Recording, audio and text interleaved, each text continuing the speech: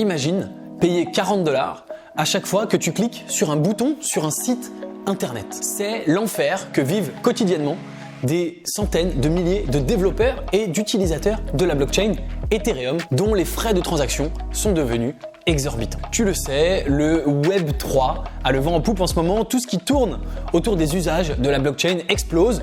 Les NFT, les DAO, la DeFi, les smart contracts, etc. Mais tout cet écosystème souffre d'un problème majeur.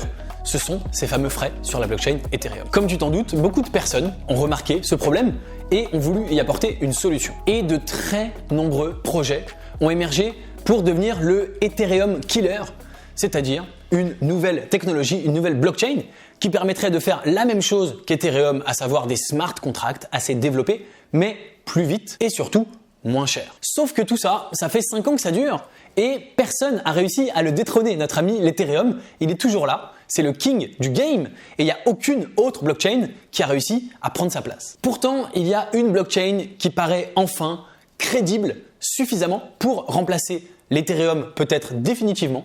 En tout cas, ça fait des mois que cette blockchain grandit plus ou moins discrètement et vient manger directement sur les plates-bandes de notre ami l'Ethereum. Il s'agit de Solana. Mieux encore, de plus en plus d'experts sont maintenant persuadés que Solana est le prochain Ethereum.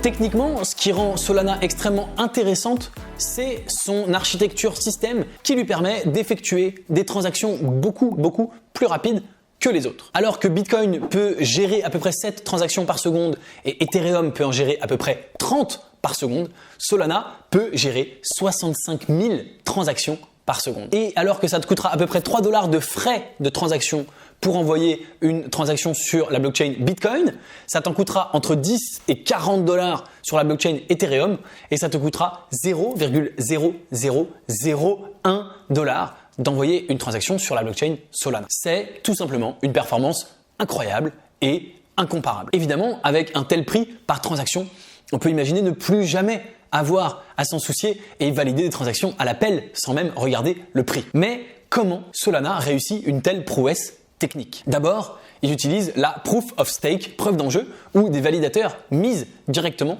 leur propre token, leur propre jeton pour valider les transactions. Alors que le Bitcoin et l'Ethereum, encore pour le moment, sont sur la Proof of Work, où il faut résoudre des équations complexes avec une machine, ce qui prend du temps, c'est tout simplement plus lent. Ensuite, pour Solana, en parallèle de la Proof of Stake, ils utilisent également la Proof of History, la preuve d'histoire. Il s'agit d'une source de temps décentralisée qui est la mise en œuvre de la flèche du temps en mathématiques. Cela signifie que tu vivras ta vie sans aucun souci.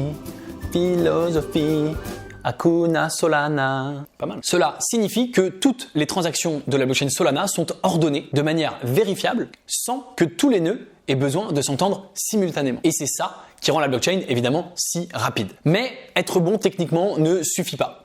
Pour avoir une blockchain qui fonctionne, eh bien, il faut évidemment des gens qui l'utilisent. Et pour avoir des utilisateurs, il faut des applications et donc des développeurs qui créent ces applications. Sauf que pour que les développeurs aient envie de construire des applications sur ton projet, il faut des utilisateurs. Et c'est là où tu vois l'ampleur du problème. C'est exactement comme une place de marché. On a le problème de l'œuf ou de la poule pour démarrer son projet. Et quoi de mieux pour résoudre ce problème que d'avoir des personnes réputées à tes côtés qui font la pub de ton projet? Eh bien, c'est le cas pour Solana qui a notamment pour supporter Andreessen Horowitz, rien que le plus grand fonds d'investissement en start-up au monde, ou encore Sam Bankman-Fried, le fondateur de FTX dont je t'ai parlé dans une autre vidéo. Le monde de la crypto-monnaie, c'est aussi un jeu de croyances auto-réalisatrices. Et évidemment, l'implication des bonnes personnes peut aider à créer cette croyance. Si des gens si connus et si intelligents s'intéressent à Solana, c'est qu'il doit bien y avoir quelque chose. Alors, avec tous ces éléments en sa faveur, une technologie supérieure et des investisseurs de renom, est-ce que Solana va réussir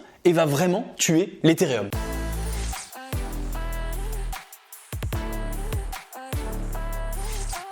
Revenons un instant sur l'histoire de Solana. Anatoly, son fondateur, est un ingénieur qui a travaillé pendant 13 ans chez Qualcomm. En 2017, il travaille chez Dropbox et les crypto-monnaies explosent et il commence à s'y intéresser. Un jour, il a une révélation. Le problème des validations des transactions sur une blockchain peut être résolu avec une flèche du temps codée mathématiquement et rendre l'ensemble du processus beaucoup plus rapide. Pour la petite histoire, il travaillait sur ce genre de problème chez Qualcomm, mais pas dans la blockchain, et il a transposé ce qu'il faisait à l'époque dans la blockchain. Alors que ça ne fait que 5 mois qu'il travaille chez Dropbox, il démissionne et il se lance à fond, à plein temps sur Solana, et il recrute 3 autres cofondateurs, dont 2 anciens camarades de Qualcomm. Il essaye alors de lever des fonds, il arrive à convaincre quelques fonds d'investissement d'investir, mais à ce moment-là, on est fin 2017, les marchés crypto s'effondrent et au dernier moment, les fonds qui s'étaient engagés se retirent. Le projet à l'époque s'appelle Loom, mais il y a déjà un autre projet blockchain qui s'appelle Loom et ils décident de le rappeler Solana simplement parce qu'ils ont l'habitude d'aller faire du surf à San Diego sur une plage qui s'appelle la Solana Beach. Tout simplement. C'est finalement en avril 2018, quelques mois plus tard, que Solana arrive à convaincre ses premiers investisseurs.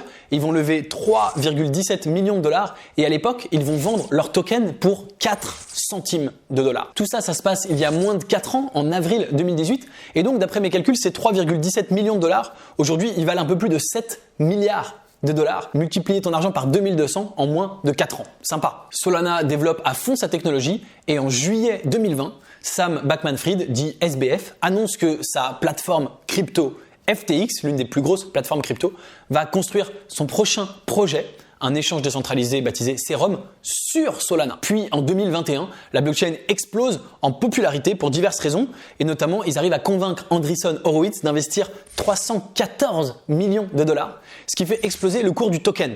Au 1er janvier 2021, il est à 1,8 dollars et au 31 décembre 2021, un an plus tard, il est à 171 dollars, soit un multiple de x100 sur une année et il est même passé à un pic de 258 dollars au cours de l'année. Tous les investisseurs ayant investi avant le 1er janvier 2021 font au minimum un x100. Tu l'as compris, la raison derrière cet engouement, c'est tout simplement la rapidité et la scalabilité de cette blockchain. Mais si on veut aller plus loin, on peut dire qu'en fait Solana a résolu le triangle de la scalabilité. Le Scalability Trilemma, c'est un terme inventé par Vitalik Buterin, le fondateur d'Ethereum, qui dit que une blockchain cherche à avoir 3 attributs, mais que si vous utilisez des méthodes simples, vous ne pourrez toujours en avoir que 2 sur les 3. Ces 3 propriétés sont la sécurité, la décentralisation et la scalabilité. Autrement dit, si vous voulez une blockchain sécurisée et décentralisée, elle sera lente. Et si vous voulez une blockchain rapide, elle sera soit centralisée, ce qui est contraire au principe de la blockchain, soit non sécurisée, ce qui évidemment serait embêtant. La preuve de travail, par exemple, utilisée par Bitcoin,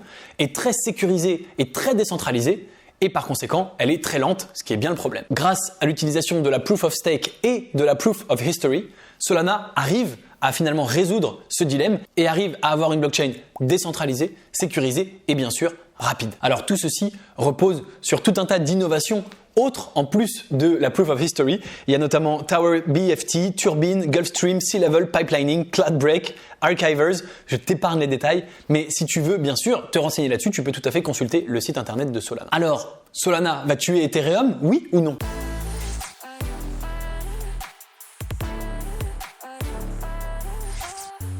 Tu l'as compris, la technologie est géniale. Mais ça ne fait pas tout, on l'a évoqué tout à l'heure. Une blockchain géniale, que personne n'utilise, n'a aucun intérêt et donc aucune valeur. Les 2 questions qu'il est donc légitime de se poser sont: Solana peut-elle convaincre les développeurs de venir développer sur sa plateforme ?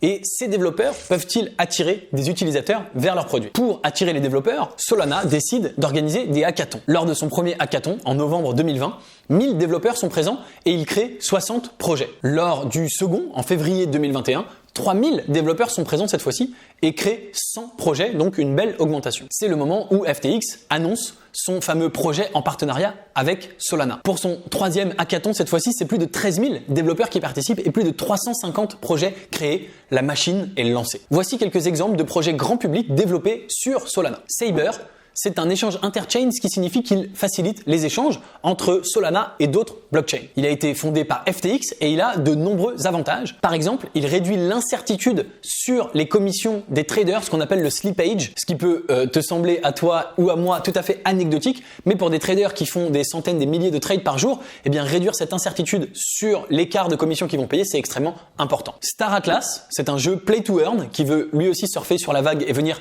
concurrencer Axie Infinity, dont je t'ai aussi déjà parlé, ou encore Audius, qui est une plateforme Web3 audio où les artistes et les créateurs uploadent directement leur musique en ligne et sont rémunérés en token en fonction de la popularité de leur son. Ce qui est intéressant ici, c'est que le projet s'appuie à la fois sur Ethereum et sur Solana. Le jeton principal audio, il est émis sur Ethereum, mais tout ce qui va être les votes positifs, les likes, eh bien, ils sont gérés sur Solana parce qu'ils ont besoin de quelque chose de rapide et surtout de pas cher puisqu'on espère qu'il y aura beaucoup de likes. Et en août 2021, Audius a annoncé un partenariat avec TikTok, ce qui a fait exploser le cours de son token. Et bien sûr, tu l'auras deviné, Solana c'est aussi l'une des blockchains les plus utilisées pour les NFT, derrière bien sûr l'Ethereum. Depuis le lancement de son réseau principal en mars 2020, il y a eu plus de 53 milliards de transactions sur Solana. À titre de comparaison, il n'y a eu que 1,5 milliard de transactions sur la blockchain Ethereum depuis sa création, alors que c'est depuis 2015, donc bien plus tôt, et seulement 700 millions de transactions de toute l'histoire du Bitcoin depuis 2009. Donc les développeurs sont là, on l'a vu lors des hackathons, et les utilisateurs visiblement sont là aussi, comme on le voit avec toutes ces transactions. Pourtant, un gros nuage noir se profile à l'horizon et pourrait bien venir enterrer dans l'œuf tous les espoirs de Solana.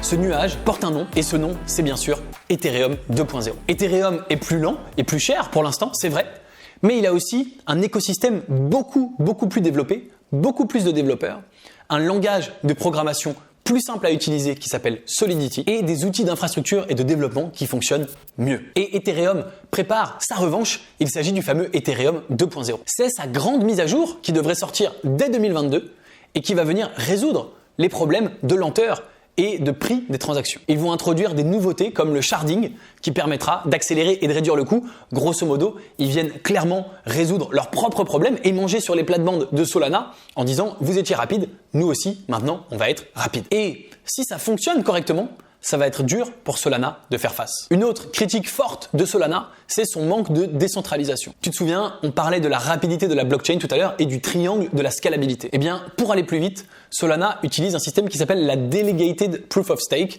DPoS pour les intimes. Concrètement, c'est la Proof of Stake mais déléguée, ce qui veut dire que la plupart des gens vont pouvoir, s'ils le souhaitent, confier leurs jetons à quelqu'un d'autre qui va pouvoir les miser pour lui, pour elle. C'est simplement un intermédiaire à qui tu fais confiance pour t'éviter d'avoir toi-même ton ordinateur tout le temps allumé 24 heures sur 24 pour valider les transactions et maintenir le réseau. Tout ceci est très bien, mais évidemment la conséquence, c'est que beaucoup de tokens se retrouvent entre les mains d'assez peu d'acteurs. Et donc, en théorie, il serait plus facile pour un petit nombre d'acteurs de se mettre d'accord entre eux pour agir de façon malfaisante et pirater potentiellement la blockchain. Et cette critique, effectivement, a du mérite, elle a une raison d'exister, mais en réalité, à cause des pools de mineurs qui se réunissent pour miner ensemble sur la blockchain Bitcoin et Ethereum, eh bien, c'est encore pire pour Bitcoin et pour Ethereum. Et il existe un coefficient qui mesure ce degré de dangerosité, on appelle ça le coefficient Nakamoto. C'est le nombre minimum d'acteurs qui devraient se mettre d'accord pour arriver à 51% du volume de blockchain ou de validation de minage pour pouvoir effectivement faire une attaque 51%, une attaque 51% sur une blockchain. Ce coefficient Nakamoto, donc, le nombre d'acteurs minimum qui doivent se mettre d'accord, pour Solana, il est de 19. Ça peut paraître assez faible. Effectivement, en théorie, ça peut être facile de coordonner 19 personnes, mais comme je te le disais, c'est encore pire pour Bitcoin et pour Ethereum, puisque pour Ethereum, c'est 3 et pour Bitcoin, c'est 4. Autre sujet, Solana a encore beaucoup de chemin à parcourir pour rendre l'expérience utilisateur côté développeur aussi bonne que Ethereum. Il manque beaucoup de choses qui n'existent pas comme des bibliothèques front-end open source, une meilleure infrastructure pour le lancement des projets, etc., etc. Solana est finalement entré sur le terrain de jeu avec beaucoup de retard, des années et des années après Bitcoin et Ethereum, dans un monde qui favorise les effets d'échelle et les grosses communautés. Si l'entreprise ne parvient pas à atteindre une certaine taille critique avant le lancement d'Ethereum 2.0, et si effectivement Ethereum 2.0 tient ses promesses, eh bien il est tout à fait possible que les développeurs décident d'abandonner définitivement Solana pour aller construire et développer sur Ethereum où il y a déjà plus d'utilisateurs. Compte tenu de la nature composable et exponentielle du milieu de la crypto-monnaie et de la blockchain, eh bien, chaque nouvel outil, chaque nouveau DAO, chaque nouveau projet finalement s'ajoute à une grande bibliothèque